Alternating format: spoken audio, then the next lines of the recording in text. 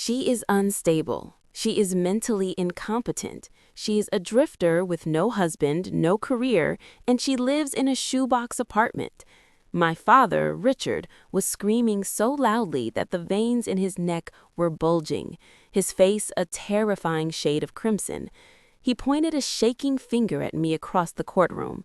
"Look at her, Your Honor. She cannot even speak. She needs a conservator to manage her trust fund before she blows it all on whatever unstable people spend money on." I sat in absolute silence, my hands folded calmly in my lap, checking the time on my watch. 10:02 a.m., right on schedule. Judge Sullivan stared at him over her glasses, her expression unreadable. Then she leaned forward and asked a single, chilling question. "You really don't know who she is, do you?" At the next table, my father's attorney, Bennett, froze mid-motion, his eyes locked on a document the bailiff had just handed him. The color drained from his face so fast, I thought he might faint. Before I tell you what the judge revealed that made my father's face turn ghost white, drop a comment and let me know where you're listening from and what time it is for you right now. I'd love to know who's part of our community. The silence in that mahogany-paneled room wasn't empty. It was heavy, pressurized, vibrating with the kind of tension that comes right before a dam breaks. I didn't look at my father. I didn't give him the satisfaction of seeing a single tear or a tremble in my lip. Instead, I looked at the dust motes dancing in the shaft of sunlight hitting the defense table, and I let my mind drift back to Christmas Eve just 4 months ago. We were sitting at the long dining table in his house, the house I was secretly paying the mortgage on. Richard had laughed, actually laughed, when I handed him my new business card. He tossed it onto the tablecloth like it was a used napkin. "A consultant?" he'd sneered, swirling his expensive scotch. "Is that what we're calling unemployed these days, Isla? It's a cute little hobby, sweetheart, but let's be real, you're playing pretend." I remembered the heat rising in my cheeks that night, the familiar sting of being the disappointment, the failure, the invisible daughter. But sitting here in court, that memory didn't hurt. It felt like fuel. Because while he was mocking my cute little hobby between bites of roast beef, he didn't know that my hobby had just secured a $15 million federal contract to audit a corrupt pharmaceutical supply chain. He saw a drifter. I saw the CEO of Vanguard Holdings, a forensic accounting firm that specializes in hunting down money that doesn't want to be found. And right now, the money I was hunting was his. "She is catatonic," Richard shouted, pulling me back to the present. "Look at her. She hasn't said a word. She's obviously medicated or having some kind of episode. I demand full conservatorship, immediately." I adjusted my cuff, feeling the cool metal of my watch against my wrist. Let him scream. Let him paint me as the fragile, broken little girl who couldn't keep a husband or a steady address. It was part of the plan. If I defended myself now, if I argued back, I'd just be the rebellious daughter fighting her dad. But silence made him look unhinged. Silence let him dig his grave so deep he'd never climb out. He attacked my living situation next. "She lives in some rundown rental downtown. She refuses to let family visit because she's ashamed of how she lives. It's probably a squalor." I suppressed a smile. He was talking about the Meridian. He was right about one thing. I didn't let him visit, but he was wrong about the rest. I didn't live in a rundown rental. I lived in the penthouse. And more importantly, I didn't just rent there, I owned the building. In fact, I owned the building he was renting his office space in. I evicted 3 tenants last month for late payments, and my father, the great legal mind, the titan of industry, didn't even realize his landlord's signature on the eviction warnings was mine. Bennett, his lawyer, was sweating now. He was frantically tapping on his tablet, scrolling through the document the bailiff had just handed him. I knew exactly what he was reading. It was a summary of assets, not my grandmother's assets. Mine. I wasn't here to fight for an inheritance. I didn't need my grandmother's money. I made more in a quarter than my father had made in his entire career. I was here because he had tried to take my freedom. He had tried to use the legal system, the very system I had dedicated my life to mastering, to erase me. And now, he was about to find out that the unstable drifter he'd bullied for 29 years was actually the shark swimming in the deep end of his pool. I looked up, meeting Judge Sullivan's eyes. She gave me the smallest nod. It was time. The trap was set. Now we just had to let him walk right into it. Judge Sullivan was flipping through the pages of the financial dossier Bennett had provided. The rhythmic swish-snap of the paper was the only sound cutting through my father's heavy breathing. Richard was still posturing, adjusting his tie, looking at the gallery as if he were a gladiator who had just slain a beast. He didn't realize the beast was actually the bank, and the bank was sitting 5 feet away from him, wearing a navy blazer and a look of absolute boredom. I closed my eyes for a second, not to hide, but to remember. I needed to recall exactly why I was doing this. I needed to remember the day the ledger opened. 2 years ago, Richard's firm was bleeding out. I knew because I'd hacked his accounts, not that it required much hacking. His password was Richard1, the number 1, because he truly believed he was the center of the universe. He was 3 months behind on payroll and drowning in high-interest loans. He needed a lifeline. A normal father would have asked his family for help. A humble man would have downsized. Richard did neither. Instead, he tried to have me committed. It was a Tuesday. I remember the date because it was the same day I'd closed a massive audit for a tech giant. 2 officers had shown up at my door with a 515 involuntary psychiatric hold order. My father had forged a statement from a doctor, a friend from his golf club, claiming I was a danger to myself, that I was delusional, that I was burning through my inheritance on imaginary businesses. He wanted to lock me away for 72 hours so he could file an emergency motion to take control of my trust fund. He didn't want to save me. He wanted to liquidate me to pay his office rent. The officers had left after 5 minutes. One look at my clean apartment, my calm demeanor, and the federal badges of the agents I was on a conference call with was enough to prove the report was malicious. I didn't press charges then. That would have been too quick, too merciful. Instead, I decided to become the solution to his problem and the architect of his nightmare. I created Vanguard Holdings the next morning, a shell company with a vague name and a registered agent in Delaware. Through Vanguard, I approached his bank. I offered to buy out his toxic debt. The bank was thrilled to offload a failing client. I bought his loans, his credit lines, everything. Then I injected a fresh $650,000 into his firm under the guise of a private equity angel investor. Richard didn't ask questions. He didn't vet Vanguard. He just saw 6 figures land in his account and assumed the world had finally recognized his genius. And what did he do with the money I gave him? Did he pay his staff? Did he upgrade his outdated legal software? No. He bought a vintage Porsche 911 in slate gray. I remembered watching him pull up to Thanksgiving dinner in that car, revving the engine, boasting about his record-breaking quarter. He sat at the head of the table, carving the turkey, and looked right at me.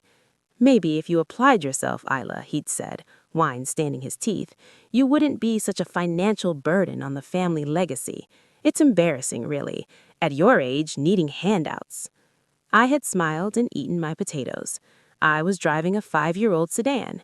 He was driving a car paid for by the burden sitting to his left.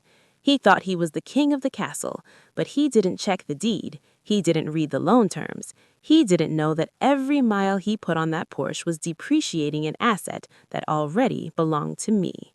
"Your Honor," Richard's voice snapped me back to the courtroom. He was leaning on the podium now, regaining his confidence. "We are wasting time. My daughter clearly has no assets, no income, and no grasp on reality. This silence, it's a defense mechanism. She's terrified because she knows she's nothing without my support." I looked at him, really looked at him. He wasn't a monster. He was just a bad investment. And today, I was closing the account. Bennett, his lawyer, finally looked up from the documents. His hands were shaking so badly the papers rattled against the table. He leaned over and whispered something urgent into Richard's ear. Richard swatted him away like a fly. "Not now, Bennett. I'm making a point." "You might want to listen to him, Mr. Caldwell," Judge Sullivan said. Her voice was ice. She held up a single sheet of paper, the summary of Vanguard Holdings' ownership structure. "Because according to this, the plaintiff isn't just your daughter, she's your boss." My father didn't gasp, he didn't stutter, he laughed. It was a wet, ugly sound that bounced off the wood paneling, stripping away the last shred of dignity he had left. He shook his head, looking at Judge Sullivan with the kind of condescending pity usually reserved for a confused child. "My boss," Richard chuckled, smoothing his tie. "Your Honor, I don't know what forgery she slipped into your docket, but this is exactly what I'm talking about. Delusions of grandeur. It's a symptom of her condition. Ela doesn't run a company. Ela to merely run a toaster." Bennett, his lawyer, made a sound like a dying animal. He grabbed Richard's sleeve, his knuckles white. "Richard," he hissed, his voice trembling so hard it was audible 3 rows back. "Stop. Look at the seal. This is a federal incorporation document. It's real. You need to sit down." Richard ripped his arm away. "Get off me, Bennett. I'm not going to sit down while my daughter makes a mockery of this court." He turned back to the judge, his confidence morphing into aggression. He pointed a finger at me again, jabbing the air. "Look at her. Look at that cheap suit. Look at those scuffed shoes. Does that look like a CEO to you? She buys her clothes from discount bins. She drives a sedan with a dent in the bumper. Successful people don't live like refugees, Your Honor." I glanced down at my shoes. He was right. They were scuffed. I'd scuffed them climbing through a warehouse window last week to verify inventory for a client. I didn't replace them because I didn't care. Unlike Richard, I didn't need to wear my net worth on my feet. "She lives in the Meridian," Richard shouted, thinking he was delivering the killing blow. "That crumbling brick pile downtown. I've seen the address on her mail. She lives in a studio apartment in a building that probably has rats in the walls. And you want me to believe she owns Vanguard Holdings? She can't even afford a doorman." I bit the inside of my cheek to keep my expression flat. The Meridian? He called it a crumbling brick pile. I called it a historic restoration project. And he was right about the rats when I bought the building 6 months ago. There were rats. I hired the exterminators, I hired the contractors, I renovated the lobby, and I took the entire top floor for myself. He thought I was a tenant in Unit 4B. He didn't know 4B was just the mail drop I kept to throw him off the scent. "This is a waste of taxpayer money," Richard sneered, slamming his hand on the podium. "She is unstable. She is alone. No husband, no children, no legacy. Just a sad, lonely girl making up stories. Sign the conservatorship order, Your Honor. Let me get her the help she needs before she embarrasses this family any further." He stood there, chest heaving, triumphant. He thought he'd won. He thought he'd exposed me. He didn't realize that by insulting the crumbling brick pile, he had just insulted his own landlord. Judge Sullivan slowly took off her reading glasses. She didn't look angry anymore. She looked bored, and that was so much worse. "Mr. Caldwell," she said, her voice quiet and dangerously calm, "I am going to give you 10 seconds to sit down and shut your mouth. Because if you say one more word about the plaintiff's mental state, I will hold you in contempt so fast your head will spin." Richard opened his mouth to argue, but Bennett physically yanked him into his chair. "Good," the judge said. She picked up the next document in the stack. "Now that we've established your opinion, let's look at the facts. Because according to this deed, the crumbling brick pile you just mentioned, she doesn't just live there." Judge Sullivan slid a single piece of paper across the polished wood. It stopped mere inches from my father's trembling hand. "The Meridian," she said, her voice devoid of emotion. "Unit 4B is indeed a mail drop. Mr. Caldwell, you were right about that. But Miss Caldwell doesn't rent it. She owns the building. The entire building, including the commercial suites on the 3rd floor, the suites your firm currently occupies." Richard blinked. He looked at the paper, then at me, then back at the judge. His brain was misfiring. That's impossible. My landlord is a corporate entity. I pay rent to Vanguard Real Estate. I've never written a check to her. Vanguard, the judge repeated, tasting the word. She reached into the folder again. Now that is a name that appears quite frequently in these files. Vanguard Real Estate, Vanguard Capital, Vanguard Holdings. She pulled out a thick binder, the spine cracking as she opened it. According to your firm's financial disclosures, Vanguard Holdings is your primary investor. In fact, they are the only reason your firm is still solvent. They injected $650,000 into your operating account 2 years ago. Is that correct? Richard straightened his tie, finding a shred of familiar ground. Yes, Vanguard is a private equity angel investor. They saw the potential in my firm. They recognized my legal acumen and decided to back a winner. They saved us. He sneered at me, unlike my daughter, who wouldn't know a capital investment if it hit her in the face. Vanguard believes in me. I watched him grin. It was almost tragic.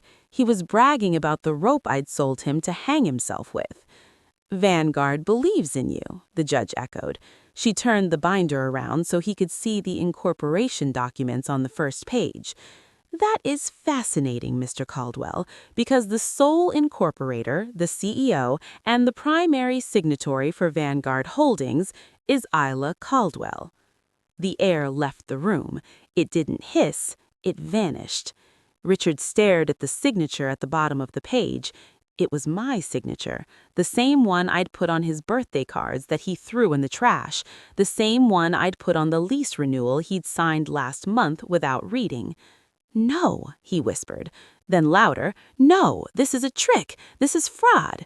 He looked at Bennett, his face twisting into a mask of desperate arrogance.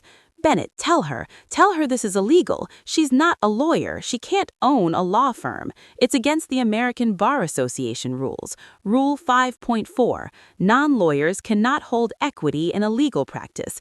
This contract is void." He turned back to me, a manic grin spreading across his face. He thought he had me. He thought he'd found the loophole. "You stupid girl," he laughed, pointing a shaking finger at my chest. "You tried to play big shot, but you didn't do your homework. You can't own my firm. It's illegal. You just admitted to a regulatory violation in open court. I'll have you disbarred or whatever they do to fake accountants." He looked at the judge, triumphant. "Dismiss this, Your Honor. She's not my boss. She's a fraud who broke the law to pretend she was important." I didn't move. I didn't flinch. I just leaned forward, resting my elbows on the table. And finally, for the first time that morning, I spoke. "You're right, Richard," I said softly. "I can't own your firm." I stood up. "But you didn't read the contract, did you?" I walked around the defense table, my heels clicking on the hardwood floor with a deliberate, steady rhythm. Bennett shrank back in his chair as I approached, clutching his briefcase like a shield. But Richard didn't retreat. He puffed out his chest, still clinging to his delusion that a technicality would save him. "I didn't buy equity in your firm, Richard," I said, my voice cutting through the stale air of the courtroom. "I know Rule 5.4.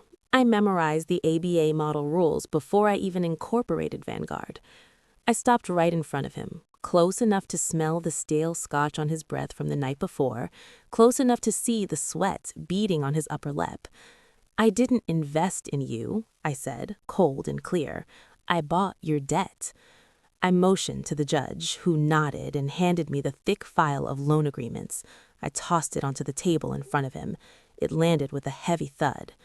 "2 years ago, you were drowning," I continued, pacing slowly. 3 banks had rejected your loan applications. You were payroll insolvent. You were about to lose your license for commingling client funds to pay your country club dues. Richard's face twitched. "That was temporary, a cash flow issue." "It wasn't equity," I said evenly. "It was insolvency. Vanguard bought your loan, your credit line, and the lien on your equipment. Then we extended you $650,000 on a senior secured basis. Bennett flinched. He understood. I'm not your partner, Richard. I'm your senior secured creditor. I don't own your firm. I own the collateral. Every chair, every laptop, every client file belongs to me if you default. I pointed to the clause. Paragraph 12, Section B. Default on character. Insulting your guarantor in a recorded hearing triggers immediate acceleration. You called me incompetent and a fraud on the record. You defaulted. I checked my watch. The loan is due now. Richard's face drained. I don't have that money. I know. You've got 12 grand in the bank and a maxed out card. I turned to the judge. Your Honor, I'm calling the loan. I request an enforcement order to seize assets. Bennett rose. Hale, if you take the equipment, the firm dies. I accept your resignation, I said flatly. Richard finally exploded, accusing me of betrayal and plotting a takeover. Then, desperate, he grabbed his phone. I planned for this, he shouted. Server failsafe. I'm filing Chapter 7 right now. A progress bar appeared. Liquidation. Automatic stay. You get nothing. The firm is dead. He leaned back, triumphant. Checkmate. Bankruptcy protects companies. I said quietly, pulling out one last sheet. Not guarantors. Richard blinked. You signed a personal guarantee. Paragraph 4, Section C. Cross-collateralization. If the business goes bankrupt, the debt transfers to your personal estate. Silence. You didn't bankrupt the firm, I said. You bankrupted yourself. I now have claims on your house, the cottage, the Porsche, your pension, even your golf membership. Judge Sullivan brought her gavel down immediately. Hearing dismissed with prejudice. Asset seizure granted. Mr. Caldwell, 24 hours to vacate your residence. Commercial eviction is immediate. Bennett packed up and fled without a word. Richard froze, small and stunned, staring at the shell of his legacy. I walked out without looking back. My victory felt like relief, not triumph. That night, I watched the locksmith drill out the lock on the office door. The Caldwell and Associates nameplate dropped into a cardboard box. The liquidation team would handle the rest. I wouldn't profit, and I didn't care. The $650,000 wasn't an investment. It was the price of my freedom. At home, I deleted Dad from my phone. Not blocked, deleted. Just numbers now. I stood by the window, breathing in the silence that had always felt impossible. Sometimes you don't have to destroy a toxic family.